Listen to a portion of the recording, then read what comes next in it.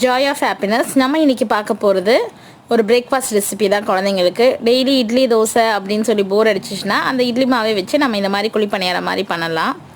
ஓகேவா? நான் இன்றைக்கி இட்லி மாவு எடுத்திருக்கேன். பிடிச்ச இட்லி மாவில் வந்து நான் வெங்காயம், கடலைப்பருப்பு, பச்சை மிளகாய், காஞ்ச மிளகாய் போட்டு தாளித்து போட்டு அதை நல்லா மிக்ஸ் பண்ணிக்கிறேன்.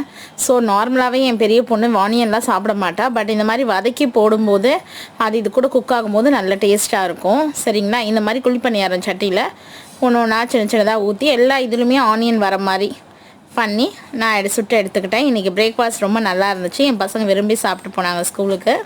வீடியோ பிடிச்சிருந்தால் லைக் பண்ணுங்கள் ஃப்ரெண்ட்ஸ், ஷேர் பண்ணுங்கள், சப்ஸ்கிரைப் பண்ணுங்கள் சேனலை.